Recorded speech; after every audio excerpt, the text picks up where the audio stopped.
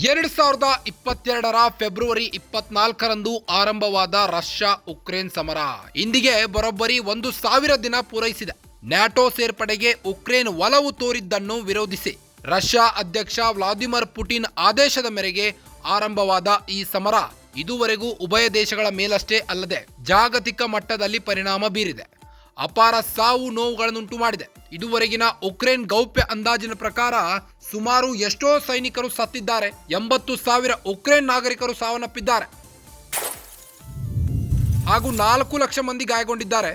ವಿಶ್ವಸಂಸ್ಥೆಯ ವರದಿ ಪ್ರಕಾರ 2024ರ ಆಗಸ್ಟ್ವರೆಗೆ ಉಕ್ರೇನ್ನಲ್ಲಿ 11,743 ನಾಗರಿಕರು ಸಾವನ್ನಪ್ಪಿದ್ದಾರಂತೆ. 24,600ಕ್ಕೂ ಅಧಿಕ ಮಂದಿ ಗಾಯಗೊಂಡಿದ್ದಾರೆ. 589 ಮಕ್ಕಳು ಸಾವನ್ನಪ್ಪಿದ್ದಾರೆ. ಅಣ್ವಸ್ತ್ರ ಪ್ರಯೋಗದ ಬೆದರಿಕೆ ಒಡ್ಡಿದೆ ರಷ್ಯಾ.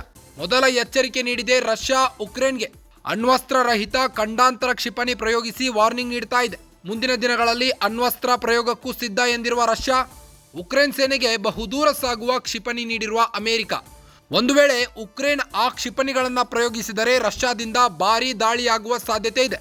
ಅಣ್ವಸ್ತ್ರ ದಾಳಿಗೂ ರಷ್ಯಾ ಮುಂದಾಗುವ ಬೆದರಿಕೆ ಒಡ್ಡಿದೆ. ಇದರ ಬೆನ್ನಲ್ಲೇ ಅಣ್ವಸ್ತ್ರ ರಹಿತ ಕ್ಷಿಪಣಿ ಪ್ರಯೋಗಿಸಿ ಟೆಸ್ಟ್ ಮಾಡಲಾಗ್ತಾ ಇದೆ. ಮುಂದಿನ ದಿನಗಳಲ್ಲಿ ಅಣ್ವಸ್ತ್ರ ಸಹಿತ ಕ್ಷಿಪಣಿ ಪ್ರಯೋಗದ ಎಚ್ಚರಿಕೆ ನೀಡಿದ್ದಾರೆ.